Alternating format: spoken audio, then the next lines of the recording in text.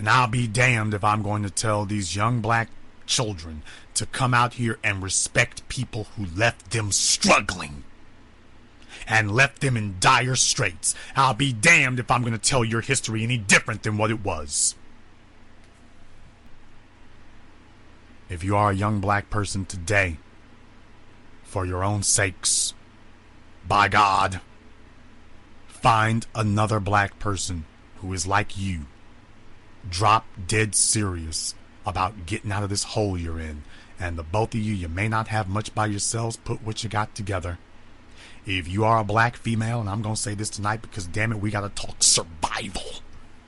We have to talk survival, and your parents didn't lay this out for you like this, but tonight I'm going to do it because I walked the streets of every major city in America where black folks will hold sway, and I've seen what situation that we're in.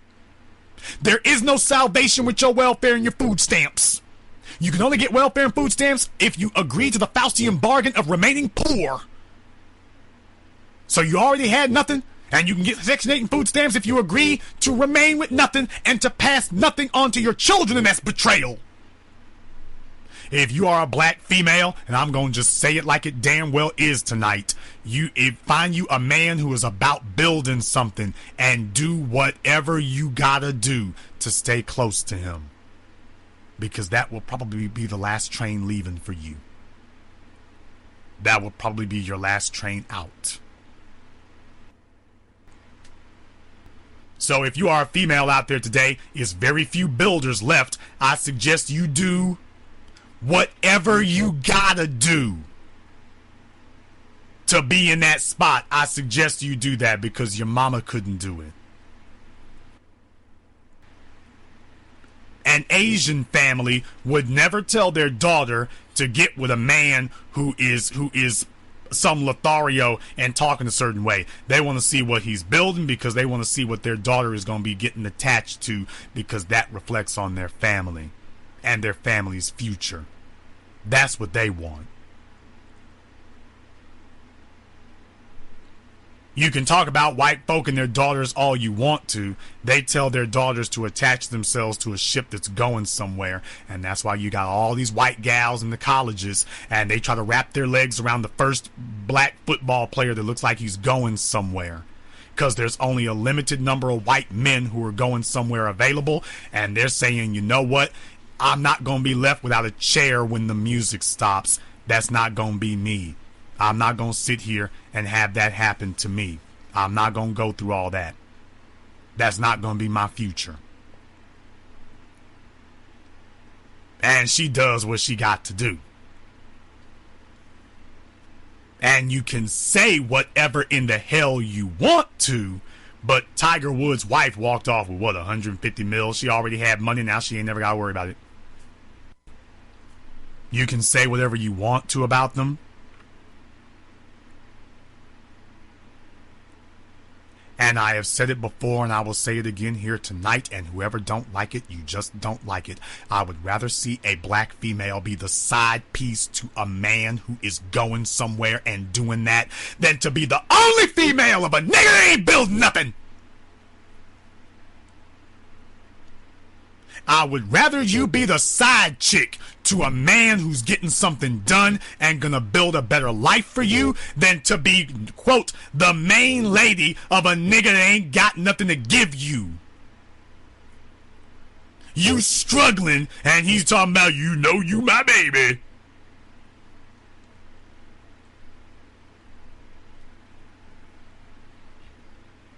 And the only reason you should be with him is if he's got a brother or a cousin who is building something. So you can keep an eye on them if they ever become available. But you leave that bum-ass nigga where he is. And I don't care if you're 18 or 58. That's real-ass talk. But you leave these bum niggas where they're at. Because your great-grandmama struggled, and your mama struggled, and your grandmama struggled, and you come from a whole damn family of struggling. When do you quit? When does it stop? Don't get pregnant by them, but do what you got to do. TBA, I can't believe you said that. Let me say it again. It is survival out here. You do what you got to do. I am not thrilled about Nicki Minaj's antics, but I respect the hustle. Yes, I said it. I do not approve of all of her antics, and I video shanked that whore. But I respect her hustle, that she grew up from nothing, and she said my mama was with a bum-ass nigga that never did nothing, but I'm not gonna die like that. My mama lived that way and gonna die that way, but I'm not. So Onika Mirage, aka Nicki Minaj, TBA does pop the collar on that point alone, that you were raised around a bunch of bum niggas and you said I ain't gonna die with them. I will give you respect for that. I don't appreciate the rest of this whoring of yourself you've done, and you, that does not excuse you disrespecting Malcolm X, but the hustle that led you where you are, I respect that. Even if I don't respect your antics, I respect the hustle. No matter how you did it, I respect that. I respect that.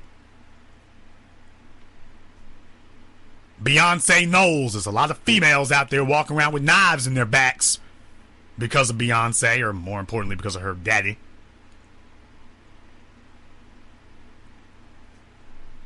But I respect the hustle. I respect the hustle.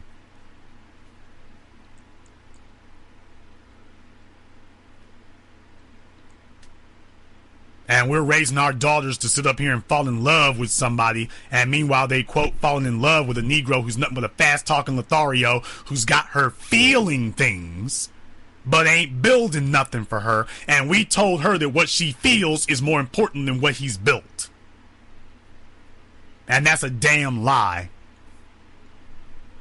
So if you are a female out there today, it's very few builders left. I suggest you do whatever you gotta do to be in that spot. I suggest you do that because your mama couldn't do it. If you are a black male, you need to tuck in your pride, and you need to be honest about the situation that your daddy left you in and your mama left you in, and you just need to be dead ass honest about your situation.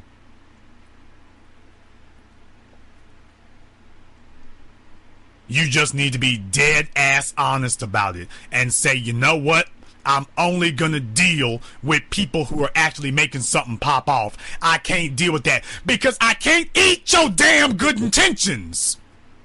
I can't pay my bills with your damn good intentions. I can't stop Hudson Yards from gentrifying me out of here with your damn good intentions. And we're watching a lot of black males walking around claiming they got good intentions, meanwhile they're getting kicked out in the street.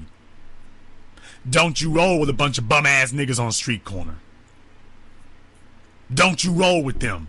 You get with some fellas who's doing something. And let me say this here tonight. When I say some fellas doing something, I mean even if they are not black. Don't you let the fact that they are not black prevent you from getting something popped off. If the only folk you can find building are non-black people, that's where you go. That is where you go. That's the bottom line. If you were my own children, that is what I would tell you. You ain't gotta marry them. You ain't gotta make no lifelong commitments. You ain't gotta bow down and worship them. But when it's time to get this power, wealth, and influence, you roll with people who are about power, wealth, and influence, and you accept nothing short of it. You accept nothing short of it.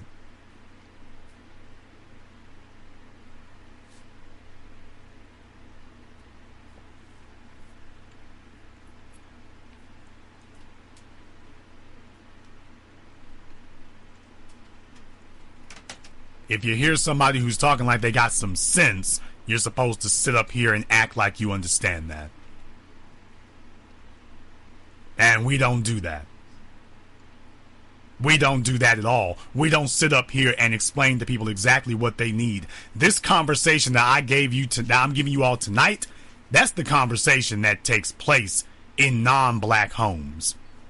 An Asian family would never tell their daughter to get with a man who is some Lothario and talking a certain way. They want to see what he's building because they want to see what their daughter is going to be getting attached to, because that reflects on their family and their family's future.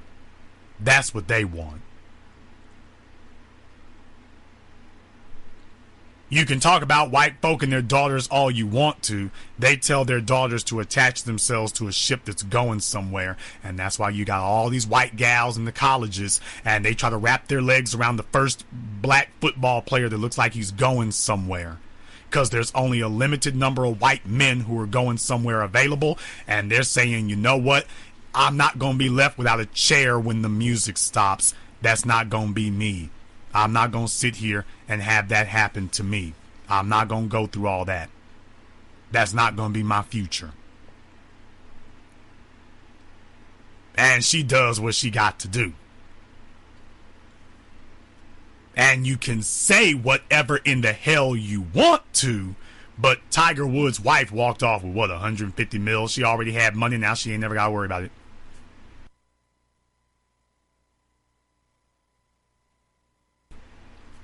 You can say whatever you want to about them, but they know why they are there. Most of your folks are sitting around in relationships and don't know why they're there. Have no clue why they're there. None whatsoever. They don't know what they're there for. Been shackled to somebody for 3-4 decades and can't explain to you why she's there, why he's there. Well, we love each other, as they spend their final years of life trying to hold on to Social Security or some other poverty program. You call that life?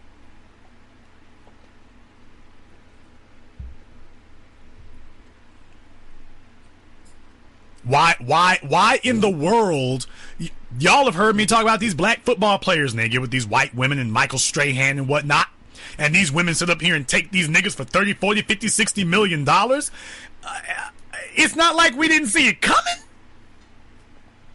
It's not like you didn't know what they were gonna do. So I'm supposed to be mad at the white women because they put themselves in the best position they could be in? I'm supposed to be mad about that? Really?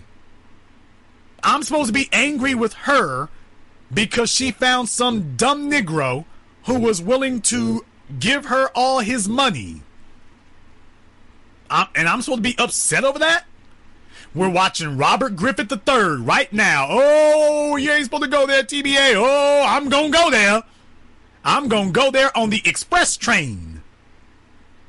Robert Griffith III got signed up to the NFL, and that little white girl who been with him all these years, she was like, our ship has done come in.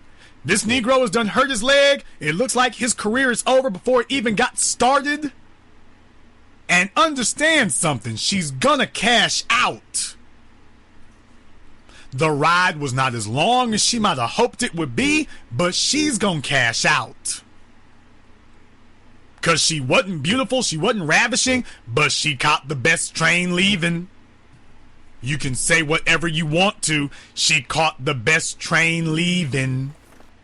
You see, you come in during the day, you see Mexican. You might not have been on that train, but she was. Fixing on the houses and everything. So what you gonna say about that? See, when you roll through the neighborhood, you see black men. Cause love comes and goes. She's got his bank account now. She's got that. And now that this horse is no longer built to run, she can always leave and go get a white man. Cause now she's got the money to be able to do it. She'll get a couple of $1 million out of this, and now she can leave and go get a white man. Now she can leave.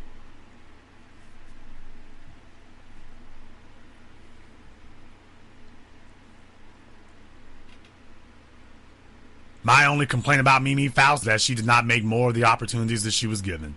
That's my only complaint about it.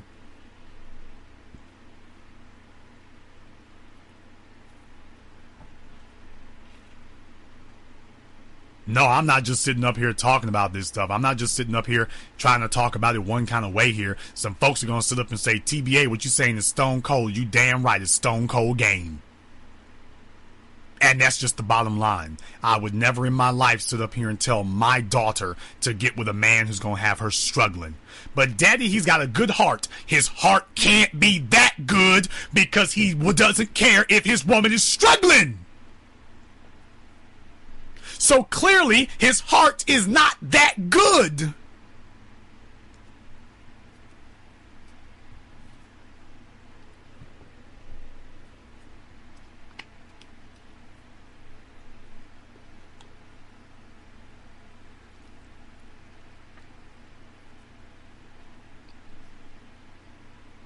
We sit up here telling our children it's okay to be with somebody that's going to leave them struggling. Well, I'm here to tell y'all tonight, your mammy, your daddy, your great-grandmama, your great-granddaddy, they all a damn lie. It is not okay to be with somebody who's going to leave you at a hideous disadvantage in this world. It is not okay to leave you with somebody who is going to leave you wondering how the hell you're going to take care of yourself. It is not okay to leave you with somebody who's going to be having you worry about being stressed about how you're going to get along in this world every single day. And it's not okay to be with somebody who cannot help you to achieve your goals and your dreams in this life. That's not okay. It's not okay to be with somebody who cannot help you to achieve your dreams. Somebody who helps crush your dreams because you wanted to do something and you never got there. And if your kinfolk were to be totally honest with you, they would tell you that.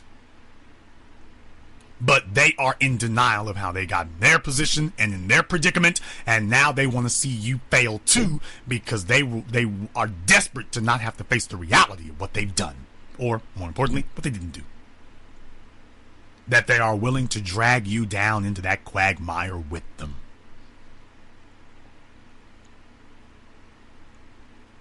In Chicago today, you ain't got a whole lot of black men who are building. If you're a black woman who is, do what you got to do because you ain't got much left. If you are a black man who is trying to build, you need to get with some brothers who are getting something happening. Stop wasting time with these dudes talking about brotherhood. I ain't got no brotherhood with no black men who ain't building.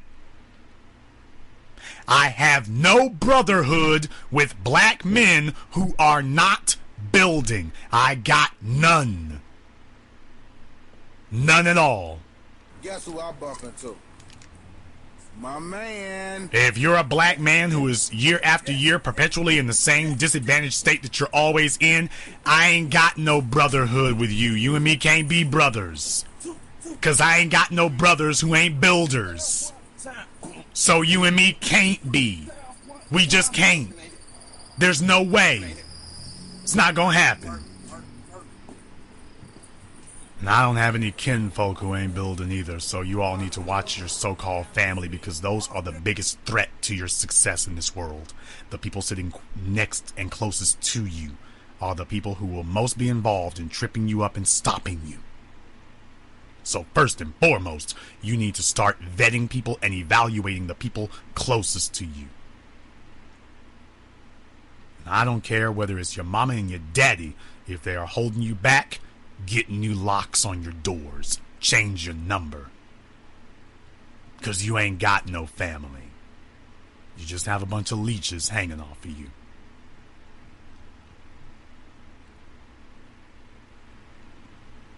But you young black men better start putting together your own version of Meyer Lansky and Charles Luciano. You better start putting together your own versions of that. You better start putting together your own versions of the Dirty Dozen. You better start finding some black men that if the only thing that you brothers got in common is you're all hustling and trying to make something happen, then damn it, let it start there. Let it start with desire. That you found some down-ass dudes who are ready to make something happen and ain't just talking about it. Get with them. Be with them. Start with them. And if anybody shows that they don't want to build no more, dump their ass. And I don't know what you got to do to make some money. I don't know what it is. I don't know if it's necessarily legal. I don't know if you're going to come up in the game like Joe Kennedy. I don't know if you got to do that. And I'm not going to make no judgment about it. I'm just going to say don't get caught. I recommend don't be a thief, because you come around my place trying to steal and your career's going to end quickly. But if it is something that white folk think they have the right to sell and you don't, do what you got to do, is all I'm going to say. As Noriega said in that song, it's a dirty fight and both of us ain't playing fair. So I'm not going to tell you to strap yourself to a set of rules that white society is not adhering to. The rules be the same for you that it is for them. And if it's a situation where they're trying to put you in a trick bag, don't get caught. You do what you got to do. And you find some other folk who live by a code and keep their mouths shut and are down about it, and y'all do what y'all got to do. And then cash out. Don't sit around like no damn fool and wait for the damn people to come and get you. Cash out. Big Meech's only mistake was that when they made $200 million, he didn't cash out. He just wanted to keep selling until the day the damn feds came and picked him up. Once you got that first big lick, know when enough is enough and it's time to move on. Know when enough is enough. Don't sit here trying to relive your childhood and buy every toy you could possibly get. Know when it's too hot. Know when, okay, we've made it about as far as we're going to go. And know when it's time to break it off before the people can come get you. And you do what you got to do.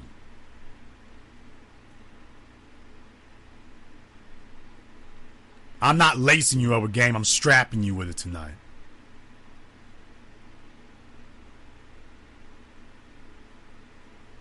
And if your parents never laid it out for you like this, I am. And most of you, they never did. Well, I am.